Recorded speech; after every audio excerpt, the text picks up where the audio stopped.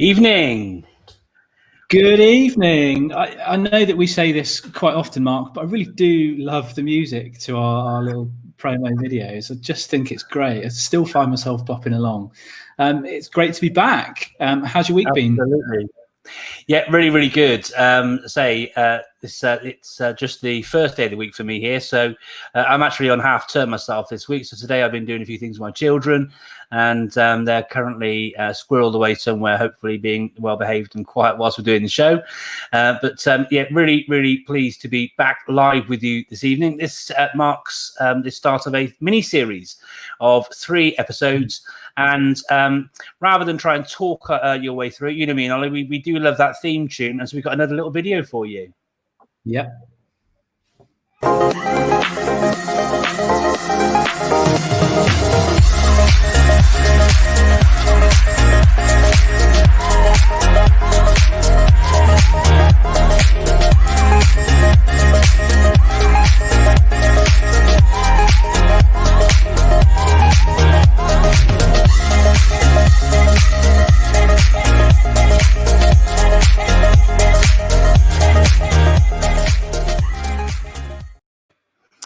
So that's it. Yeah, we've got a mini series of 3 episodes, each episode focusing on teachers sharing their top tips for using technology.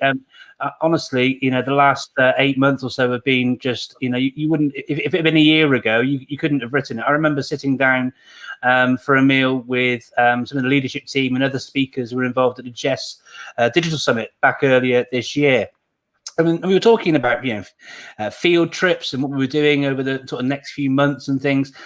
You just couldn't have written what has actually happened and the deep end upon which teachers have been placed during the pandemic so far. But Ollie and I thought, didn't we, Ollie, that it'd be great to try and bring some fantastic people who are recognised by the 3 big edtech companies, Microsoft, Apple and Google, to come along and share some of their top tips with you for how to best use these different types of tools in the classroom. So today we are really, really proud and pleased to have the likes of Clive Gibson and Nicola joining us to share their tips. They're MIE experts. I believe Clive is a Microsoft Master Trainer as well. Next week, Ollie, we've got... So following on next week, we have on the show, really keen to hear from obviously Clive and Nicola this week, but next week our focus is on schools that use Apple products. So we're going to hear from Michael Henderson at Tech Mr. Henderson, and then previous guests on the show right the way back at the start of season 1 at Mrs. Raithmel, Philippa Raithmel, who is leader of all things technology at Cranleigh here in Abu Dhabi. And then the following week after that, the 3rd week in our EdTech mini-series, we welcome Ben Rothwell onto the show, who is a Google Certified Level 2 educator, and then also John Neal, who's a, Mark, correct me if I'm wrong on this, on John's exact credentials. I think he's a... He's got more Google badges than I think Google actually make. Google Certified Innovator. I mean, John and I did the Google Certified Innovator stuff together. We were actually on the same team at the Innovation Summit together. But I've known him for a long time, and he's got, like I say, Google Certified Innovator, trainer, educator, mentor, all-round Google super guy, but he's also an Apple Distinguished Educator as well. So what's really great about John is he's got a really broad and balanced sort of approach to using technology. But his school in London, Halcyon International School, do use Google extensively across the whole of their site. So I'm really excited to have John come and join us and share about all things Google there as well. So trying to approach this sort of mini series in a broad and balanced way. But just more and more sharing and trying to share more ideas about what works for teachers in the classroom, and very, very proud to still be being supported across these 3 episodes by Classroom.cloud. Remember, they've got their special offer, which runs out very soon, actually, 30th of October. You can take advantage of Classroom.cloud for free in your classroom for 3 months. So please do go to Classroom.cloud to find out more about that offer. And yeah, super proud to be being supported by them with our episodes as well. Thank you very much for that. So, viewers, if you've got any questions during the show this evening, please do as Neil Statham. I always get it wrong, Neil. I'm really sorry. A long-time supporter, long-time sufferer of Learn Live UAE. But he loves his Microsoft Edu. And do just as Neil's done here, please do share your comments through either on YouTube or Periscope, however you're watching, and we'll be very happy to respond to those questions when there's time to do that during the live show today. But it isn't about us ever, Ollie, is it? It's about our guests. So should we get our first guest in? Let's bring our first guest in. I'll do the drum roll.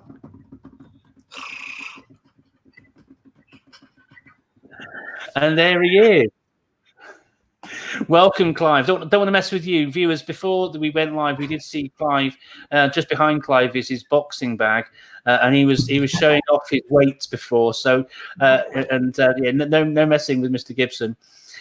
Clive's somebody who I knew about before I ever met him, knowing some one former colleague, Steve Banbury, and other colleagues like Luke Rees.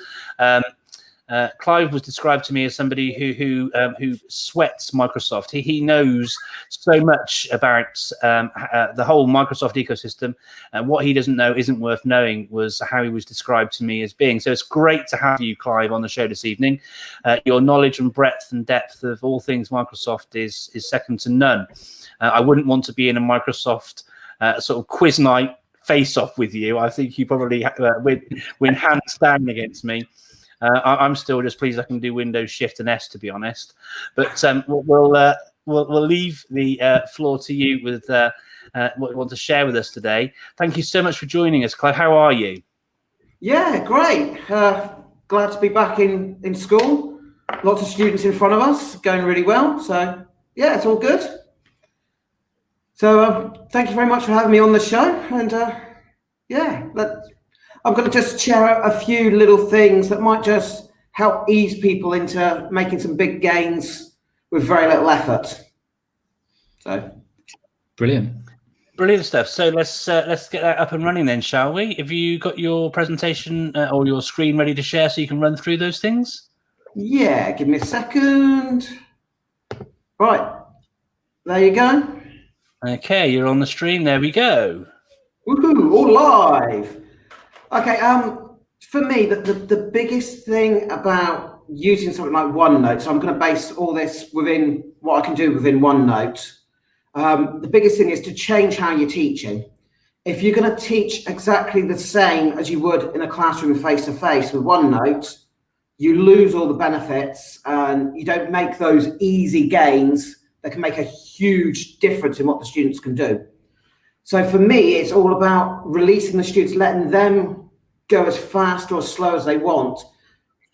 So if I've got a class of 20 students, all 20 students could be doing completely different things in the lesson and it can still all run smoothly. So it's all about setting things up so that they've got a way to help themselves and you can come in and put out the fires.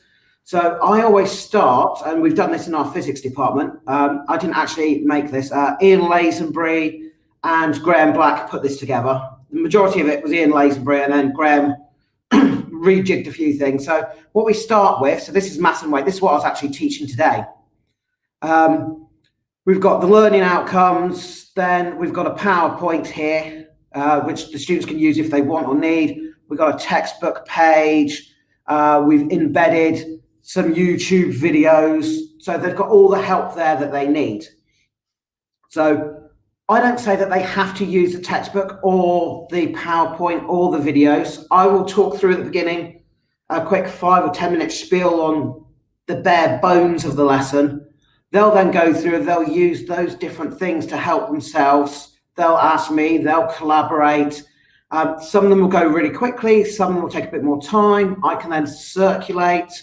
Obviously with COVID times, it's a bit more difficult getting face-to-face with them, but I can actually go into their book live. So I tend to use the 2016 version. I think for actual teaching, it's got a few more little things that are helpful for you.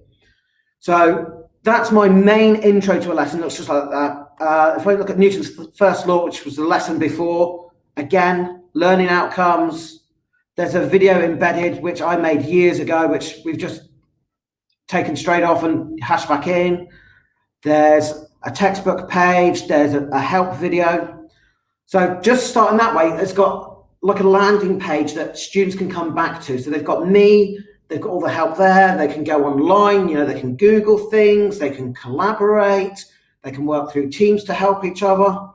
So it's setting them up so that they can go at their own pace, and then you're there as like the sage on the side. You come in and help when needed, you prompt with a few questions. So the lesson is less about me and more about them working and me just assisting them in their understanding. And then another page will be the classwork. So we always start for GCSE with quick quizzes. So there's usually 10 questions. I give them 5 minutes to do that. And then we'll go on, and then they'll have possibly some worksheets, or normally we'd have a practical, but obviously we're rejigging at the moment because of the restrictions we've got on students using equipment and working together in close contact. Then what I'll do is I will put in the content library, so that's a place where they can't change anything. I put the mark schemes so that they can refer back and they can self-mark, and then they can start to actually reflect on their learning instantaneously instead of having to wait for everybody to finish, me to go through everything, and then say, okay, what do we do next? Some people might get it all correct to begin with. They can move on. Some people might not, so they can then work on what they need to. Some might see it and go, I understand why I got it wrong, and then make the correction themselves. So I've got the mark schemes there for them, and I also put in extension work. So the extension is held elsewhere. So if they do finish everything, they know where to go to get the extra work. Takes the pressure off me. I can float around. I can intervene where needed. And also, I don't put that actually in where their work is normally in their book, because I don't want them to feel pressured that they have to do it, because it is extension. And some students will get onto extension sometimes, some will get onto all times, and some will never do it. But by having it away from their actual book where they're working to start with, and for them to copy it in, means that they're accessing it if they need to. They don't feel the pressure to have to do that. So that's the first thing. And then the second thing I want to go through is about embedding. So if we just go back, I'm just going to use a teacher-only area here. In fact, let's go to the collaboration space. It's going to be a little bit nicer. Okay, so you can embed. If you want a YouTube video, let's go get a YouTube video. Let's get, here we go. This was a bit of self-promotion, the video I did last week for the show. I'm going to go back into OneNote, and all I'm going to do is I'm going to paste in the link, hit enter, and you'll see you've got an embedded video. Now, the beauty about this within OneNote is I can press play. I've not hooked the audio up, so you're not going to hear the audio. You can press play, and you can actually then write notes on the side while you're watching the video, so you don't have to go in and out of places. Or you could draw on it and annotate different things, or you could just scribble on the side any ideas you've got. So that's a great way to be able to make notes while watching the video. So you're getting students actually hooked into interacting with the video instead of being very passive. There's loads of things you can embed. Let's go for Microsoft Forms. So all you need to do is go to Forms, get the shared link, copy, go into your OneNote page, select where you want to go, paste the link, enter, and there you go. There's a live form. So if you hit the refresh, that opens up the form within your page. So they don't have to go elsewhere. You're actually holding everything in that one place, in that page. So you can answer. So this is something we used after our Year 11 mock. So we just had what every question was out. So they just wrote down, just put down how many marks they got on each question. And then all we do is we export it and we do an instant analysis on the whole paper. We can do it by group. We can do it by the entire year group. We can do it by male, female. We can do it by individual person. So So embedding is great because it stops the students going elsewhere and actually losing where they are and what they're focusing on. Okay, the next one is a really, really nice quick link. So if I just delete these off to make it a little bit nicer. Okay, so it might be in the collaboration space you want to have 3 teams, and you don't want to have to make team 1, team 2, team 3, team 4 in pages by going add page, team 1, add page, team 2. So there's a really, really quick way which you can use to make pages quickly. So all you do is you type in what you want the pages to be called, highlight them, just right click and go to link to pages. And what link to pages is going to do is it's going to create those pages, but it's also going to create hyperlinks. So you see on the side, I've now got a page called Team 1, Team 2, Team 3. If I go back to this top page, you'll see these pages turn blue. So if I want to go straight to Team 2, I just click on Team 2, and there you go. So you might want to link back to the original page. So if I right click on the page title and go copy link to page, then I can go into any page I like and I can just paste that in.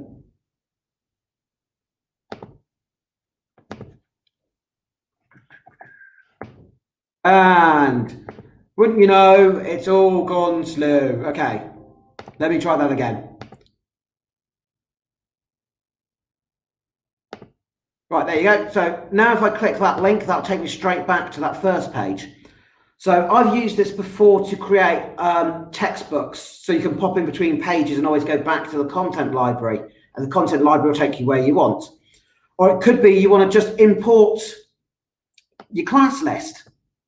There you go, there's a class list, highlight, right click, link to pages, and now I have a page for every single student to work in. And that's in the collaboration space. So if I want to see Ollie's work, I click on Ollie, I can see Ollie's work. Obviously in the collaboration space, everybody's going to be able to actually enter that and play around with that. So it might be you want to create that in the content library and push things out, or you might want to have teams working. So there are lots of different ways of doing that. The next one, which I love doing, personally, marking takes so much time that you're looking for quick fixes. So what I do is I make little stickers. So I actually make images, just put them together, and then I just use the Snip tool. So for those of you that haven't used Snip, if you just go into the search bar at the bottom, just type in Snip and go to Snipping tool. All that does is let you cut and paste straight off the screen. So I'll go for new, and then I'm just going to highlight, I want that. That's now made that an individual image, and I can go wherever I like and paste, and there's the image. So I'm just going to get rid of that. So what I tend to do is when I'm marking, I have split screen. So I'll just grab the top bar. So you can see where I've just grabbed it at the top, and I'm just going to throw it off to the right, and you see it's gone to split screen. And then I'll click something on the left. I should have opened another OneNote. Let me open another OneNote. I'll show you exactly what I do. So there's OneNote. Throw that off to the left. And now you see I've got two things. So if I wanted to mark somebody's work, let's go into something that doesn't actually have anything. Okay, right. What I can do is I can just copy the marking point and just paste it on. And there you go. You just put in your marking with your general comments. Now, I know for science, we have lots of comments we put in all the time. So these are the ones I tend to use. Like more explanation, show you're working, great work, make your corrections, that kind of thing. So you've got your bog standard ones that you can make, and you'll find once you start using these, you'll be able to really quickly save yourself time with all the repetitive things that you do. Okay, so the next thing I just want to show you, and this will be the last thing, is catching out people cheating. So let's find something here. So if I come up here, if you, let's say you give a test. Now we can lock the pages, if you're in the class notebook. But let's have a look at other ways of finding out. So if I did the test 2 days ago, and I want to see who has actually made a change in their test in the last day, all you need to do is highlight the page, go to recent edits. So that's under history, recent edits, since yesterday, and it will highlight any changes that have been made since yesterday. So you see, these are all the changes that have been made. So if I just click on that, I'll scan around the page and I'll be able to find out what's changed since today. Okay. So nothing's been changed on that page. So what I'm going to do is I'm actually going to make one change here. I've just added a few letters. I close that down and do the search again.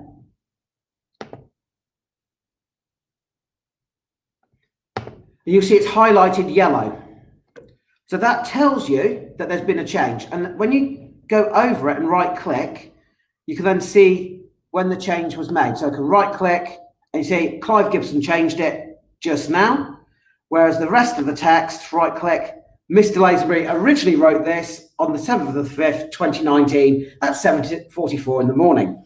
So I would then be able to easily identify if anybody's changed any parts of their test. And all you need to do is just right click on the highlighted section and it'll see the time. I don't want to go into too much more than that, but there's loads more that we could do and go into. I know it's been quick, but I know a lot of you will come back and watch this again. And that's the beauty of doing these things, like having embedded videos in your OneNote, is people can go back and they can watch things again and again and again. So they can watch a video and go back and watch another bit of the video. And they can go back 3 weeks later and watch it again. So if I was you, I'd get a OneNote book for yourself and put a link in for this YouTube video. And then you'll be able to come back to this anytime and you'll be able to make your notes if you embed it just at the side. So for the moment, that's all from me until I get any questions coming. So thank you very much. I know that's all very quick. And like I say, just come back and watch the video again and again and again. Thank you.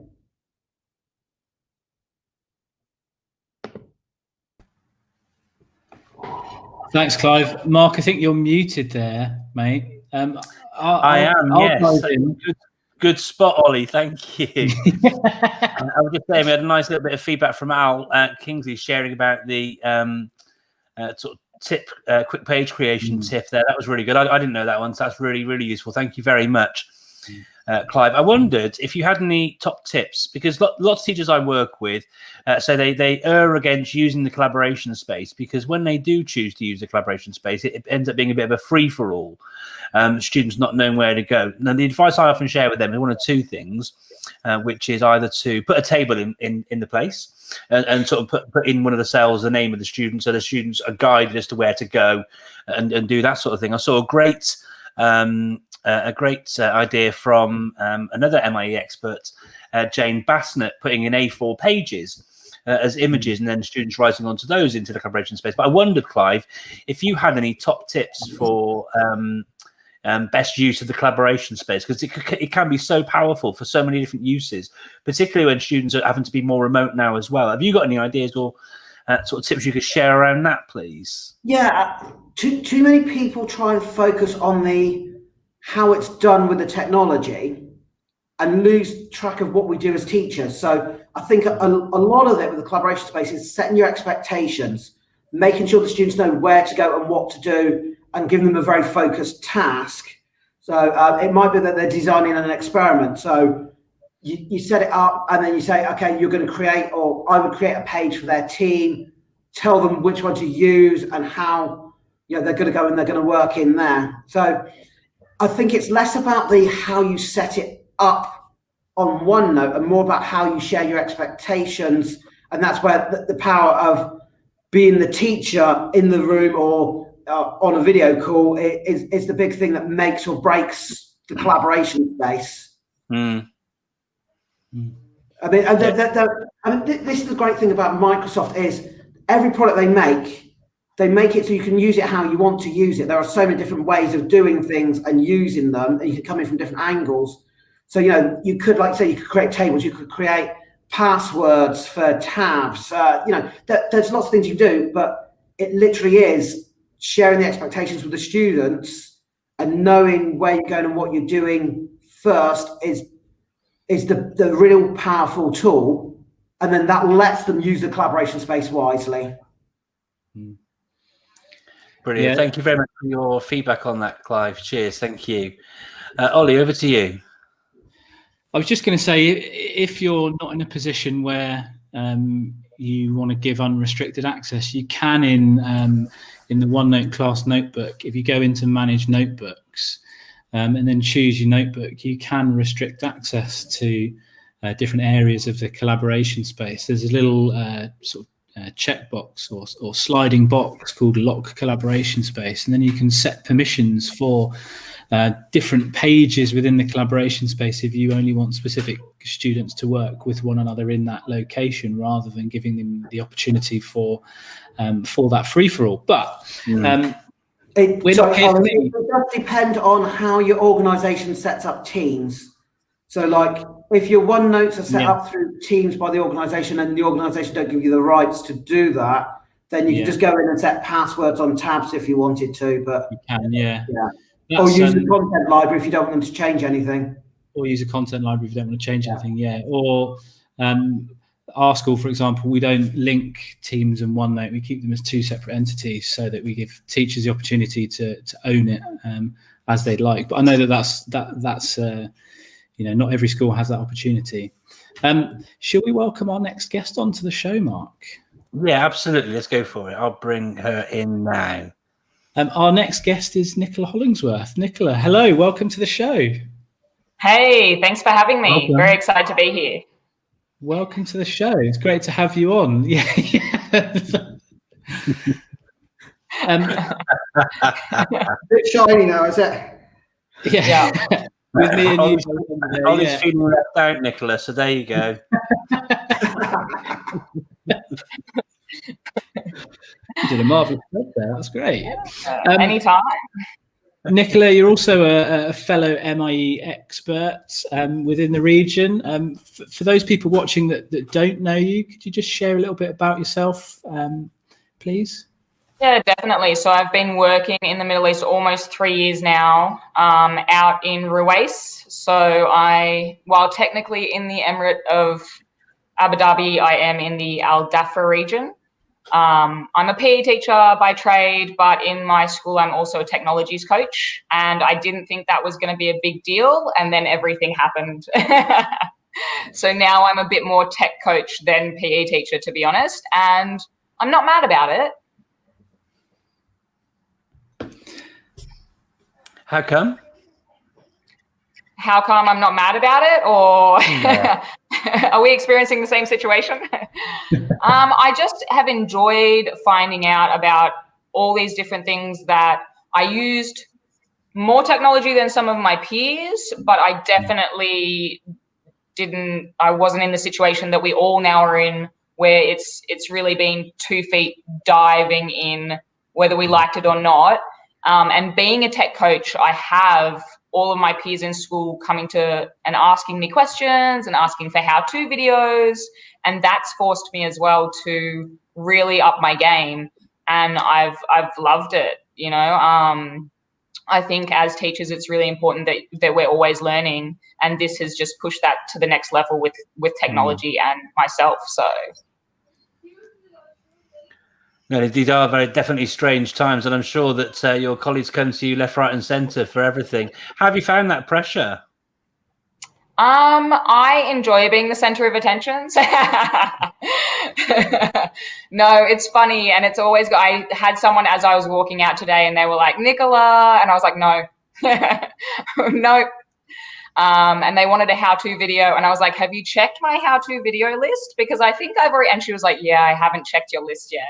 I'm like, don't come to me unless you've checked my list. There are a lot of good videos there.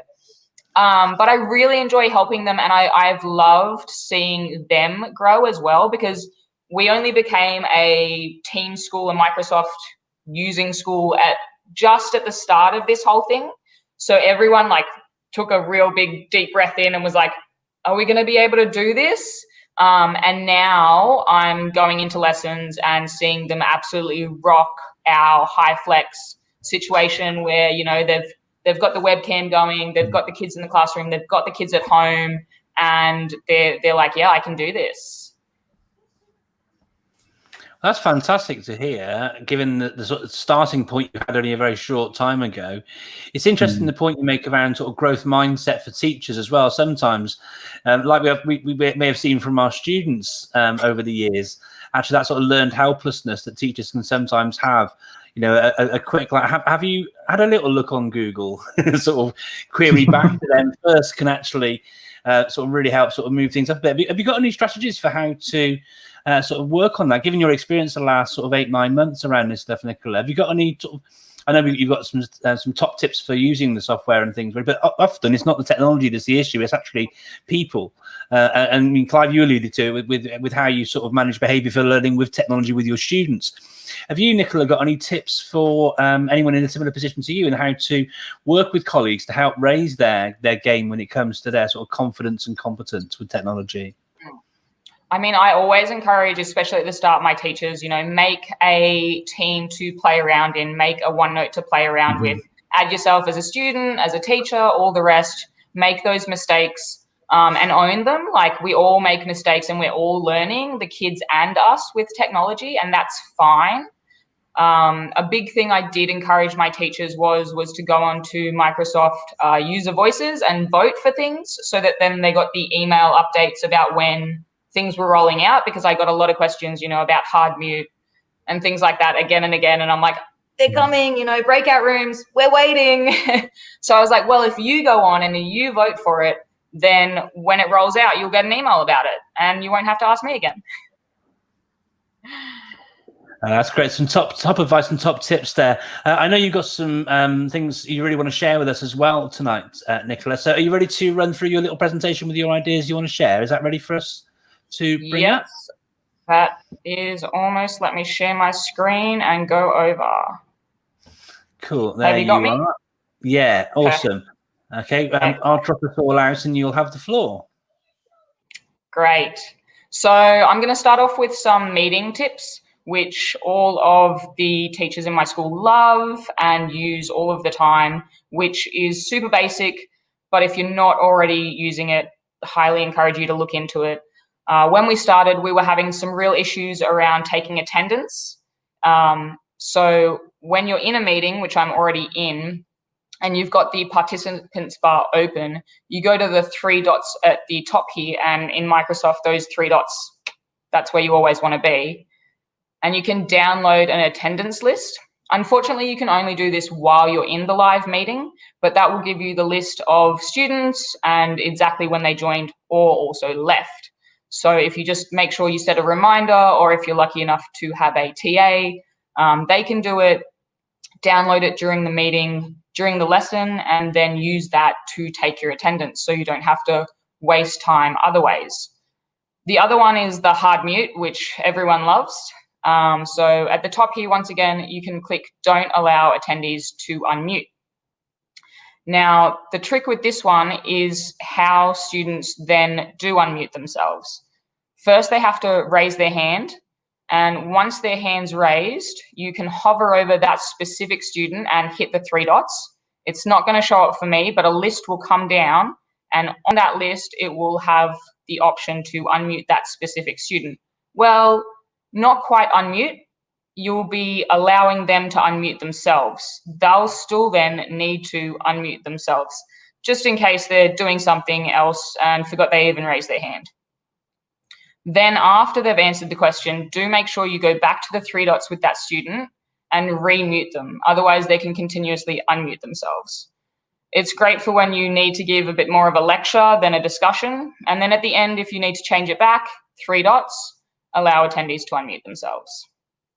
And you can have that class discussion again. So those are my meeting top tips. Moving back into Teams, I really enjoy praise. And in most of my teams, this is my practice team. I really encourage everyone to have multiple practice teams. in all of my classes, I have a shout out section or a praise section. So what you can do is you go to new conversation and you @praise, and then it will prompt you from here. So it'll give you different badges that you can assign to students. You can tag your students really easily, so they'll also get a notification that they're getting the praise, and you can add a personal note as well. You'll preview it, looks great, haven't made any spelling mistakes this time, and send it out. So it looks good. It's an easy and quick way to give shout outs or public praise. I also encourage my students to use it to give each other praise and thanks for things they might have done or seen or heard. And it also lets students know, you know, I've noticed your hard work, I've noticed you're doing your assignments on time or anything like that, easily there, and they can also show their parents very easily. The other app in Teams that I love, and this is the first one I tell everyone to download, is Insights. And if you don't have it already, don't worry. As soon as you add it to your team and you add it with the add button and you search for Insights, it's already up there for me. As soon as you add it, it will backfill the data that you already need. So it's not like you need to add it straight away. It will work everything out for you. So it gives you some really good, like it says, insights into class participation, assignments, data, everything like that. So first up, we've got our assignments. And you get a breakdown here of how many people were late, how many viewed it but didn't turn anything in. I've returned these two, so I hope the students did them, even though this is a practice team with some other teachers. You can also hone in on specific students if you're doing a parent-teacher conference or using the Snip Tool. I often just snip this section and send it to parents if I think there might be an issue. You can also have a look at assignment averages, grade average, which can help you decide if you're setting two assignments too easy or too hard, or you can look back on a specific topic and check if students might need more work on that one, if they all did really badly, or if you can move forward because they all nailed the test. Once again, you can also look at a specific student, or if you've got a lot of assignments, you can hone it down even more. Next up, we've got communications. I really encourage students to communicate, so this is a big one for me. You can see what students, there aren't any because no one else on this page has communicated, but you can normally see if students have commented, if they've liked things, if they've replied to other students, and it'll give you a breakdown of, you know, Brittany's commented 25 times, Peter's only ever interacted once. The last, but without a doubt most important in my eyes, is the activity. I often come into here just before I have a parent-teacher conference, and I'll look at each individual students, and I'll do it for the entire term, or however long, you know, the team has been made. So this is an overview, and it's a big one. And the purple is where students have been active on my team, and they've looked at assignments, they've done assignments, they've looked at other things I've posted. The red is actually when they have missed a meeting that I've held. So if you drill down closer, because you want to see exactly what's up, you can come in and you can see that Peter missed my 4 very important meetings, while Brittany was in all of them. So things like that really help, especially I find during parent-teacher conferences, or when you're turning around to a student and you're asking, what's up? Like, you haven't been engaging much. Can I help? And using this kind of data can really inform how you're planning your lessons, planning your assignments, and also how you're engaging with students and picking up what students aren't engaging at all. And during these times of distance learning, super important. My next tips have to do with streams and forms. So streams, first up, is the YouTube of Microsoft, where you can make all your videos, or if you are like me and you record a video in Team, it gets saved here straight away. And so this is where I make all of my how-to videos for staff and for students. And it's also where I record myself if I'm doing like a flipped lesson or anything like that. So once you're in here, you come across to interactivity. I've already added one, but you can just go add form, paste the form URL. So here's one I prepared earlier. And then what you'll do here, you can see this is where the other form is already in the video. So you'll choose, is it going to be, you know, at the start? Is it a pre-check? Is it during the middle where you've explained something and you want to see if students actually understand the topic you've just explained? So you choose where on the video you want, and then you paste the URL, you name it. You can see here, this is the time that it's going to come up, and you add to your timeline. So now when they're watching the video, oh, I'm definitely going to mute myself. It will pop up straight away and prompt the students to enter the video, to answer the question, and then submit it. If they do just hit continue without submitting, that's okay, because they can actually come back and it will prompt them to re-enter as well. So super useful. So open passing, you can see, but it will slide past. Super useful for checking if students actually are watching your videos, because I struggle on streams. You can see how many people have viewed it, but not who's viewed it. So even just a quick check for understanding in the middle or at the end will really help you out with that. My last thing, lucky last, is in forms, and it is branching. So if I just choose, I'll just choose agility. And what you're going to do is you've already made your quiz, and now you want to branch it. Branching is really good for differentiation. If you've got, you know, gold group, silver group, bronze group kind of thing, by using branching, you can really make sure all students are getting the best out of the quiz, and you're also testing their knowledge to the level. Challenge by choice, you know, zone of proximal development, all of that right here. So you've made your questions, and then you'll come down to the magic 3 dots. You'll hit those dots and add branching. So currently all of them, you can see, are just, after they've picked it, go to the next one. Everything's the same. So the only thing I find with branching is I do normally have to like make a decision tree on paper where I want it to go, just to make sure it makes sense and I don't skip over anything. So I'll decide, okay, they've got this question right. I do want them to go on to the next one. But if they get that first question wrong, I want them to go to an easier question. Let's say number 4. So number 1's moved on to number 2, and I'm happy with them to move on to number 3 if they get it right. But if they get it wrong, I want them to jump down to number 4 or 5. And so you continuously do this. Once again, I really advise having a decision tree or something else helping you out. Otherwise, it can get a little bit confusing about where you're sending your students. But after you're ready, so I'd go back, and now if I preview, instead of all of my questions appearing, you can see only one question appears, and depending on which one they choose, it will change what they're being shown.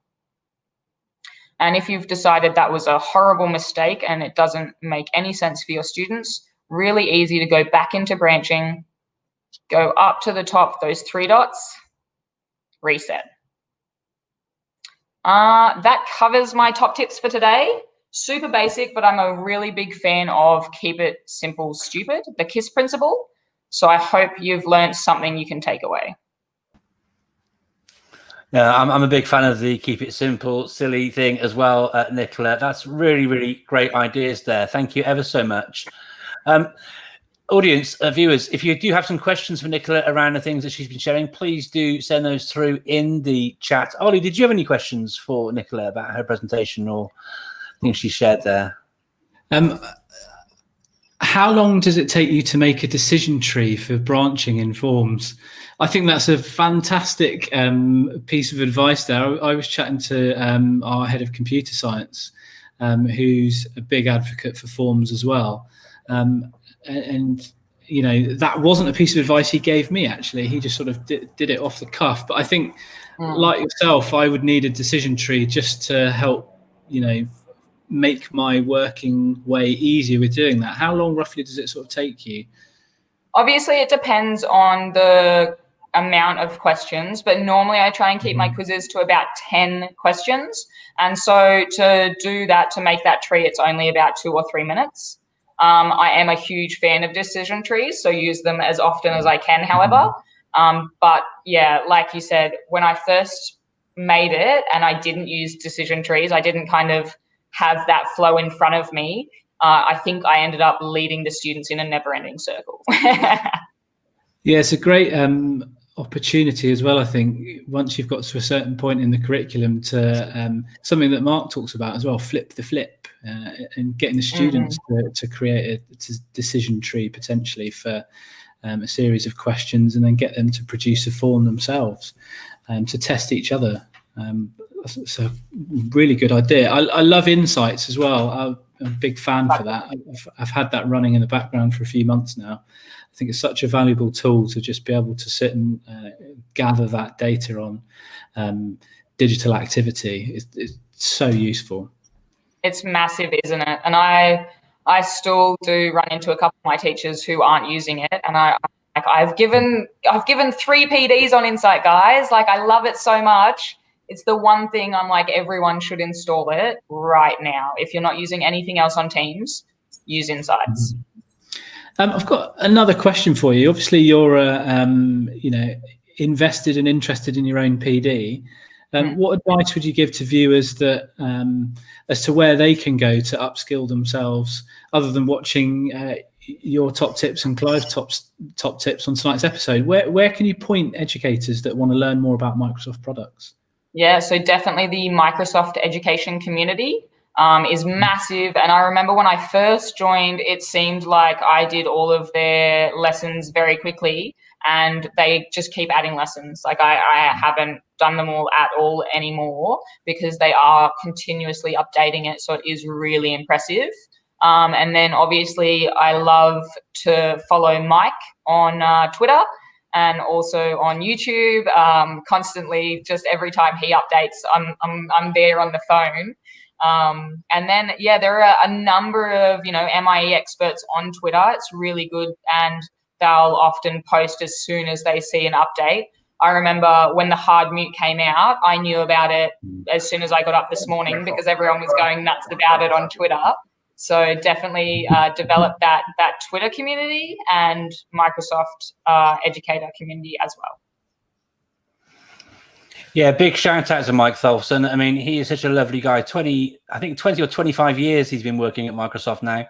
This channel of his here is full of great top tips in so many different things you can just sort of jump into and find out about all sorts of things to do with Microsoft. And he's a great follow on Twitter as well, just M Tholfsen.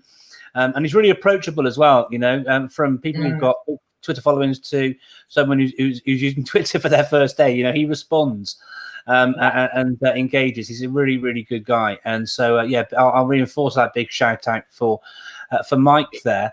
I've got a question for you, Nicola, if that's all right. And that's in relation to using forms within the sort of breakout points within the Microsoft Stream videos that you make. You showed how to put the form in and so forth and so on. But what about the workflow for the sort of bit where you've got to check it afterwards? Have you got any tips for how to best sort of manage all of that? Because you can have multiple forms, which are going to send results into different spaces, aren't you? So have you got any tips for how to sort of manage that as a teacher? Yeah, normally I do try and keep it to 1 form per video, just to not give myself too much work as it was.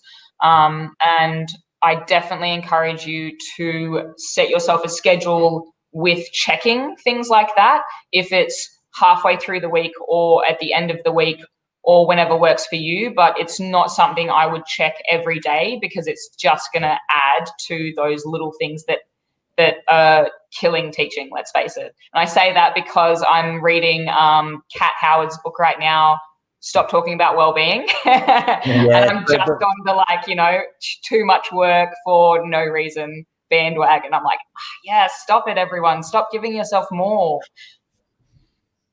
So I do encourage that. And I also am a big fan of letting the kids look at their own answers as well. You've got to create an environment where that's safe and that's going to work, obviously. But if you're in a live lesson and they've already been through that, pulling them up and going through them all together, there's no harm in that.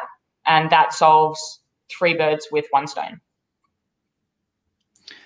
Brilliant. Thank you for those insights there, Nicola. That's really, really useful. I realise we haven't brought Clive back in. I feel bad. Welcome back, Clive. Sorry for leaving you out there in the virtual green wilderness. Sorry about that.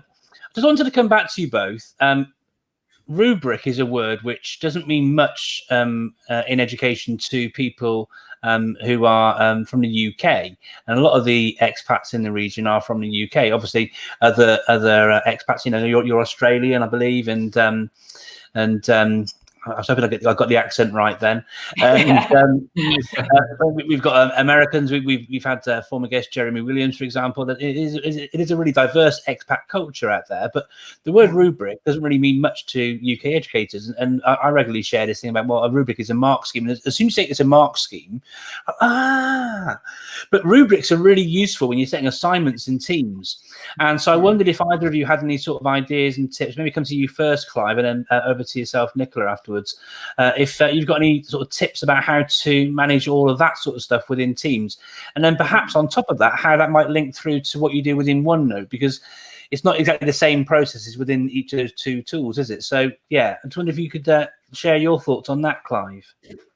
Well, for me, it's more of a marking criteria to share with the students to help them produce their work for what you want. So I've not used the rubrics within Teams, but I share it in a different way when I actually set the task up or talk to them.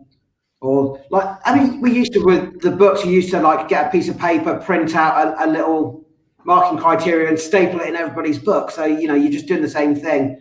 You're either making a little table and copying and pasting it in a page and pushing that, or you're going into Teams when you set up the assignment and you actually put in the rubric, the marking criteria.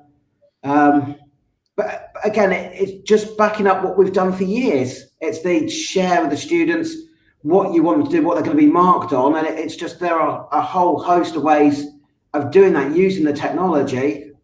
So I don't think it matters necessarily how you're doing it, as long as you are doing it. Brilliant. Thank you, Clive. And absolutely, I mean, we saw your example actually within your OneNote, didn't we? We saw the mark scheme that your students would have to work through for the variety of points in the example that you shared, didn't we?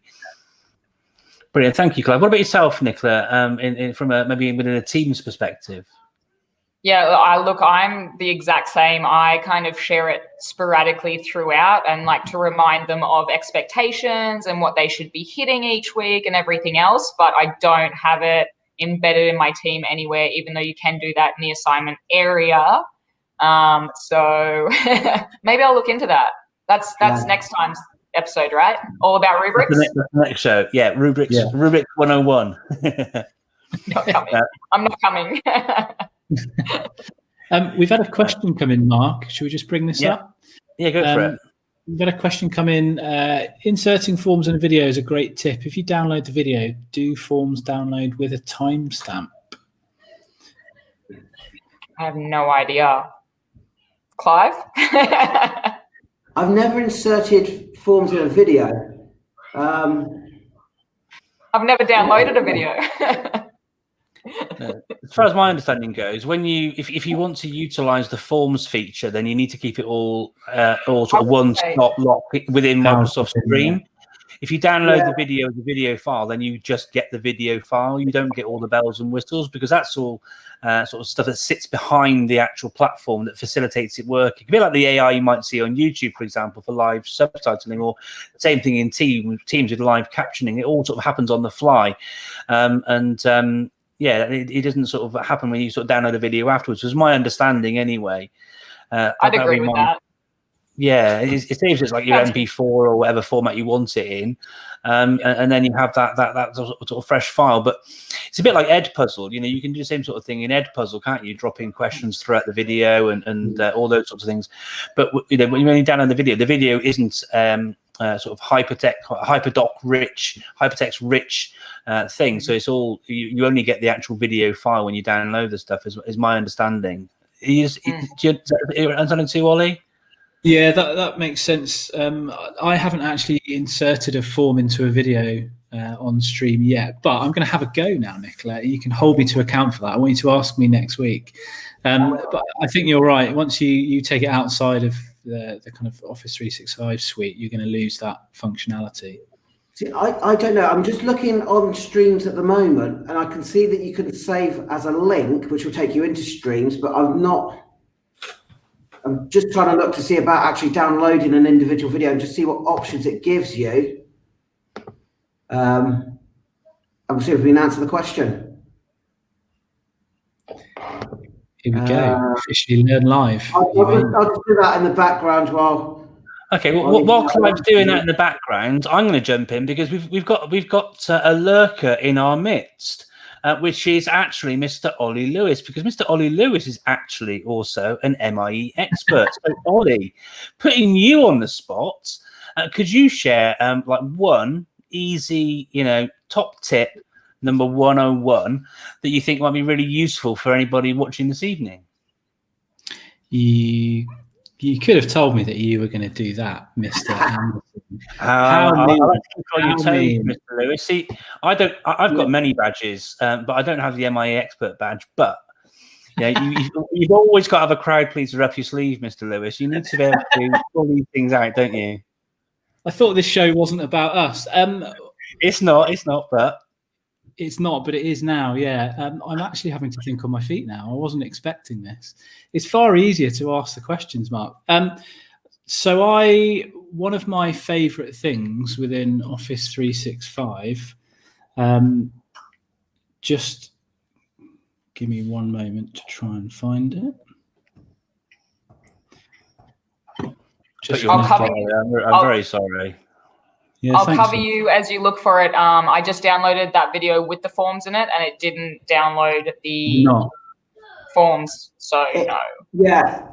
It also might be how your organisation sets up, because I can't actually download the videos through our organisation. I can only download a link, which I can embed. So it'll only be open to people in our organisation. But again, whoever's the IT team in the background, it's how they're setting up, what permissions they're giving. But yeah, I can't see how it would bring the form through with it, unless you've got a different way of downloading it, not just as a video file. Yeah.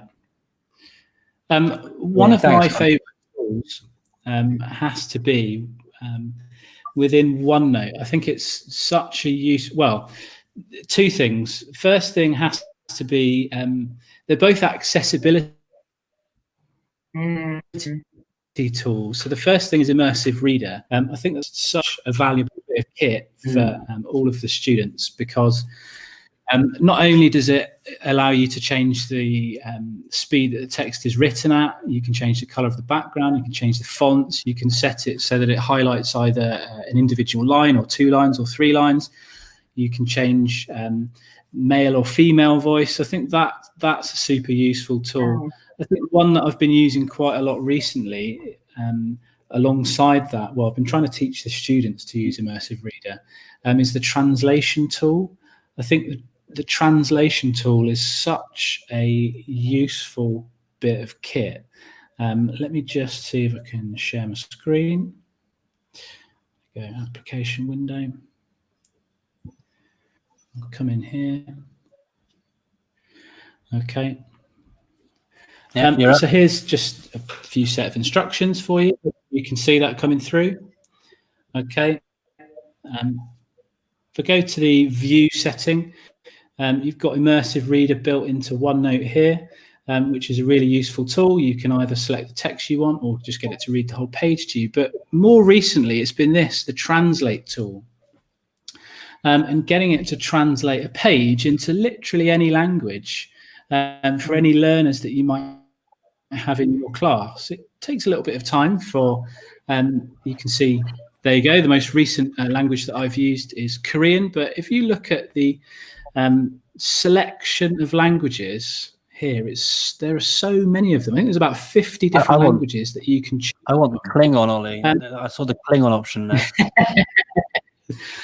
I think you're on your own there, mate. But if we just click with Korean, you can either choose here the page or just simply a selection. So I'm going to go with selection. I'm going to select this text here. Okay, I'm going to go back rather than translating it into Filipino to, I think it was Korean that I was translating to before. And you can see you can translate it immediately into Korean there, and you can insert it straight into the document for your learners. So I think that's a really powerful tool to aid accessibility for students in your classrooms. So I think that's amazing. Mm. Yeah, it really is. It really is. For primary as well, Ollie. I mean, obviously we're both secondary, but for primary and Immersive Reader, you've got the picture dictionary. Yeah. So you can click on words and it'll bring up a picture if there's a relevant picture, or it can bring up the pronunciation of certain words. And that's really powerful for English as a second language students or primary students. It's yeah, just absolutely. You know, rewind 10 years. Could we have done that? Yeah. Not even 5 years ago. It's just that's such a great. All of the examples tonight, great examples of how technology aids learning. I think it's been great. Shall we ask one of the stock questions, Mark, to each of our guests? We haven't told them this is coming yet. Yeah, well, in the and if you want to buy them some time by asking me the same question as I sort of did to you, then we can happily do that. But we have two regular set questions, which we're going to ask you very quickly now, Nicola and Clive, and they are these. We always ask, what is your favourite sort of EdTech tool or tool to support teaching and learning? And the other one is, can you recommend a book which is not about education but has helped you and inspired you or supported you in the work that you do? Would you like me to go first? Go for it, Clive. Go for it, Nicola. Favourite tool for me is me, because I think all the technologies out there, it's how I choose to use it and harness it. So, you know, it's what I'm going to do with it. But going away from that, the one that changed my teaching the most is OneNote, just because of how I could adapt and give everybody that clear path themselves to actually work at their own pace and change how I am as a teacher, who I am, and what I can do. And basically open up the world, you know, to our students. And as for a book, because I'm the head of innovation as well, the one that's helped me the most and has given me different insights in how to change my teaching is The Art of Innovation by Tom Kelly. Brilliant answers. Thank you very much indeed, Clive. And thank you for giving Nicola a moment to think on her feet to come up with her answers as well. Thank you very much, Clive. Over to you with your responses, Nicola.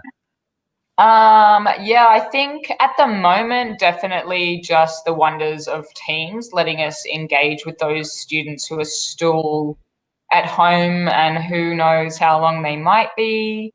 And then the fact that we can use Teams to branch off into OneNote and Forms and Stream and everything else is just awesome. So I'm really, really loving Teams right now. Book-wise, I thought I had it until you said non-educational book.